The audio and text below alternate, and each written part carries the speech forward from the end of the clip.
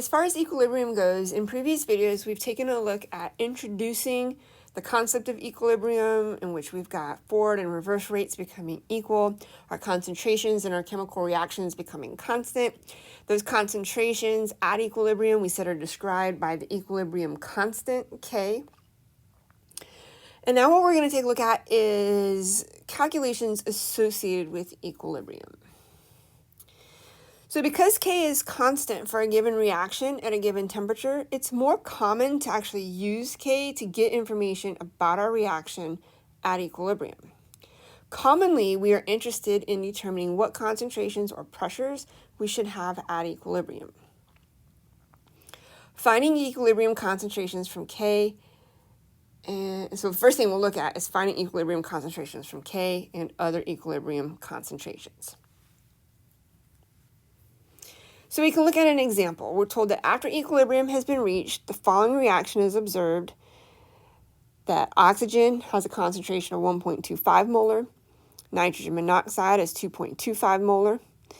So if K is 1.20, we're asked what is the equilibrium concentration of the NO2. So in order to approach this, so we've got some equilibrium concentrations of some materials and a K. We can go ahead and set up our ice table. We know that the NO is 1.25. We know that 2.25. We know that the oxygen is 1.25. We know that our products initially start at 0. And we're trying to find the concentration for the NO. So we can designate that nitrogen monoxide as X. So we can set up our K expression. Again, that's concentrations of our reactants, each raised to their coefficient. So my NO, or my products, has a coefficient of 2, so we have a power of 2. NO has a coefficient of 2, power of 2. Oxygen is 1, so its power is 1. And then we go ahead and plug in that equilibrium line. So we're going to plug in X for the NO2, so that becomes X squared. We plug in the 2.25 for the NO, the 1.25 for the oxygen, and we're going to rearrange to solve for X.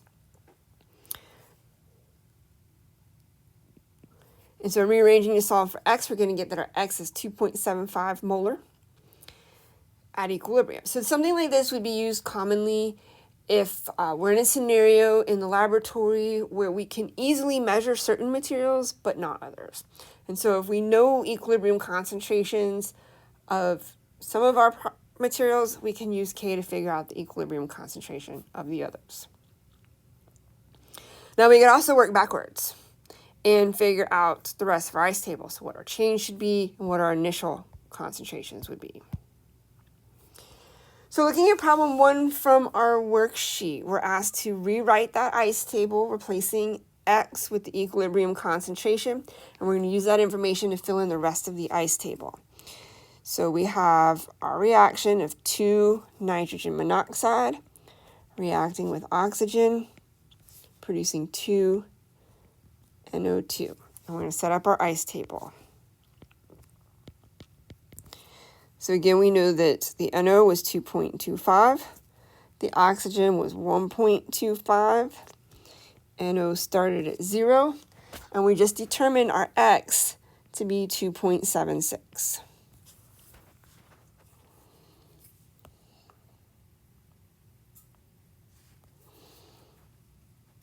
Now we know that our change is going to occur according to our coefficients. So my NO will go down by 2x, oxygen will go up by x, and NO will go up by 2x. We can use the NO2 to figure out what our change would be, because 0 plus 2x will equal 2.76. I'm going to solve for my x. And we'll get x is 1.38.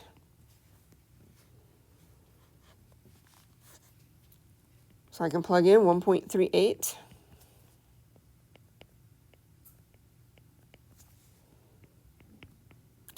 And then use that to work backwards and solve for my initial amount. So my oxygen concentration minus 1.38 ends at 1.25.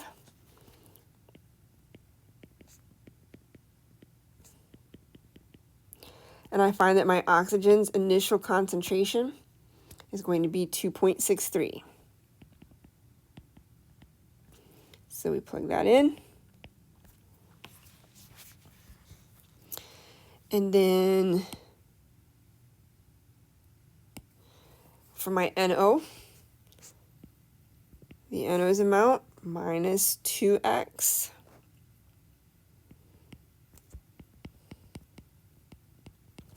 equals 2.25.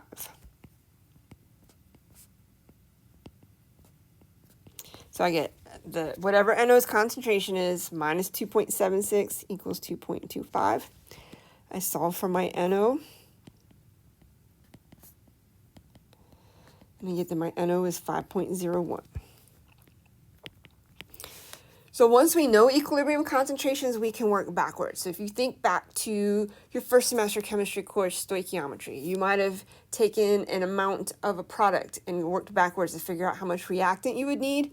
This is how we would approach that scenario with an equilibrium reaction. So say we wanted to make 2.76 molar NO2, we can work backwards to figure out how much of our reactants we needed to start with and how much of our other materials we would have left. Now again, more commonly, we're actually going to work with having a given K value and initial concentrations. And in this type of scenario, we're essentially determining our theoretical yield. So again, first semester term, it's the amount we could produce. When we do this using K, we're going to use initial concentrations. We're going to use our ice table. Our ice tables are going to be filled out in terms of X.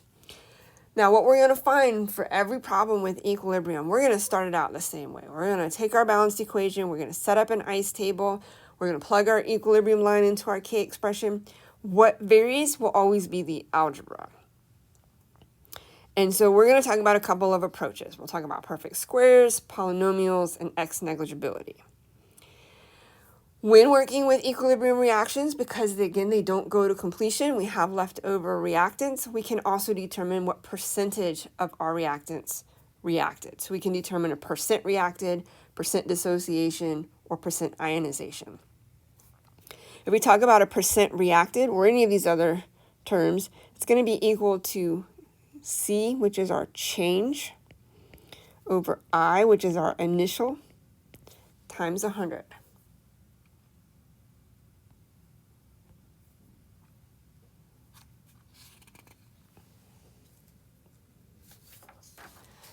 So looking at problem 2 from our worksheet, we've got this reaction of oxygen with nitrogen to produce nitrogen monoxide.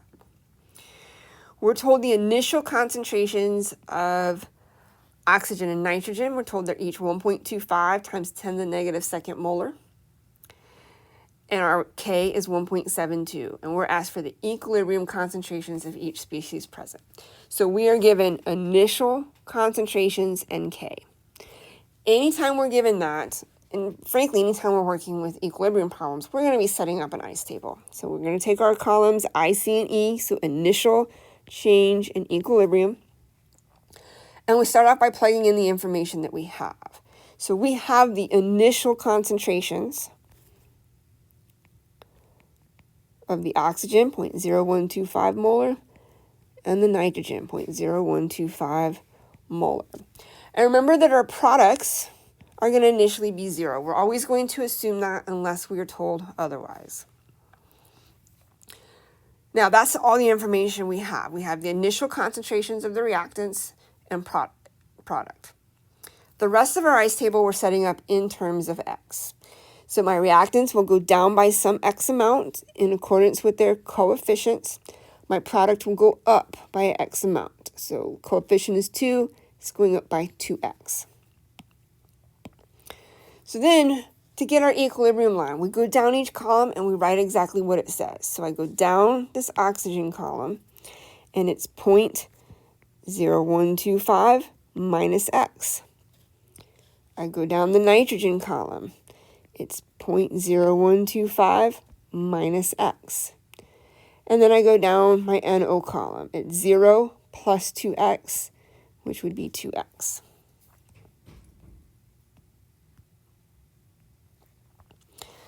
So then what we do is we're going to set up our K expression, and we're going to plug our equilibrium line into that expression. So K equals the concentration of my product raised to its coefficient divided by each reactant raised to their coefficients.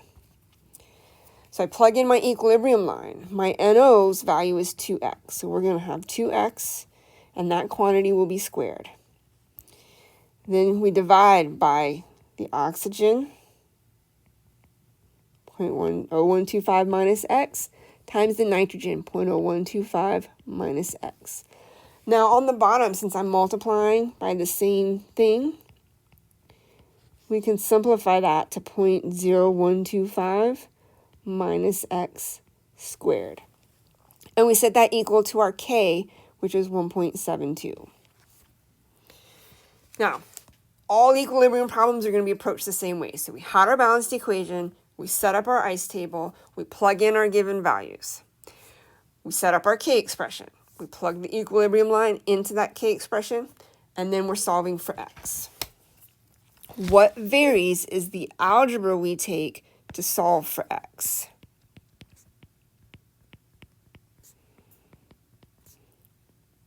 So we said we could have perfect squares, we could have polynomials, we could have x negligibility. What I notice here is I've got some square values. My value on top is squared, my value on bottom is squared. All components of that side of my equation are squared. When that's the case, this is going to be referred to as a perfect square. Having a perfect square is going to allow us to simplify this. We can get rid of those squares by taking the square root. So we're going to take the square root of both sides. So the left side of my equation becomes 2x over 0.0125 minus x. And then on the right side, we're taking the square root of 1.72, which would be 1.31. Now I've got something that looks much simpler that I can rearrange and solve for my x. So as we're rearranging, we're going to get rid of the bottom of my fraction. To do that, we're going to multiply both sides by that bottom. So this becomes 2x equals 1.31 times 0.0125 minus x. Then we're going to distribute our 1.31. So I'm going to have 1.31 times the 0.0125, gives me 0.0164. And then 1.31 minus times negative x gives me minus 1.31x. I'm going to bring my x together on the same side. So that means I'm going to add 1.31x to both sides.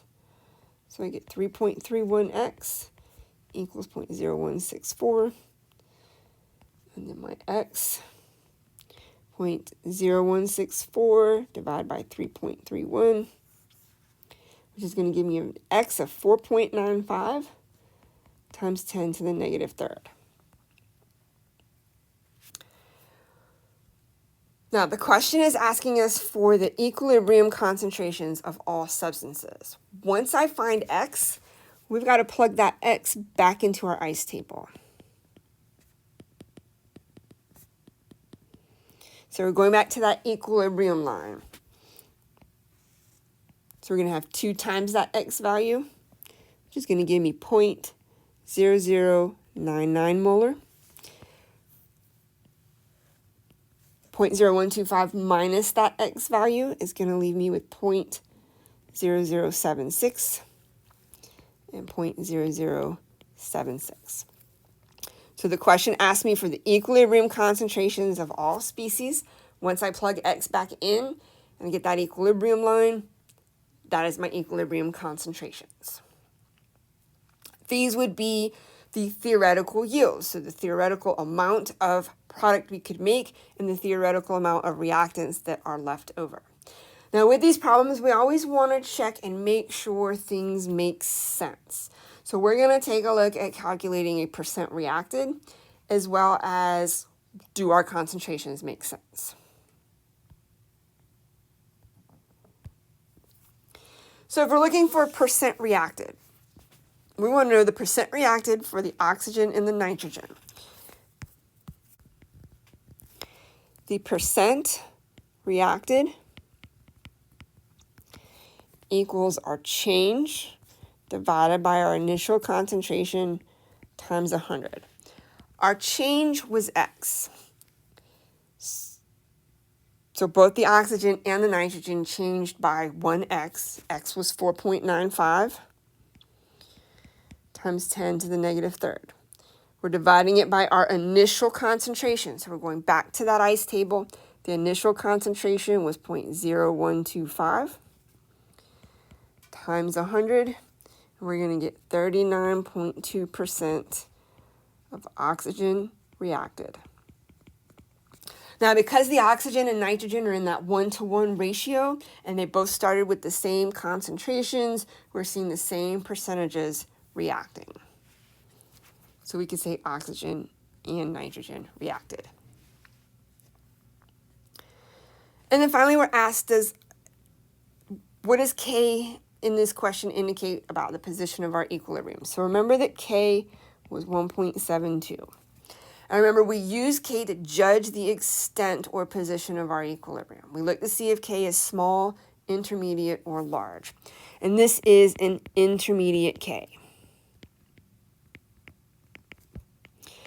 With that intermediate K, remember that we are expecting to have comparable, measurable amounts of reactants and products at our equilibrium.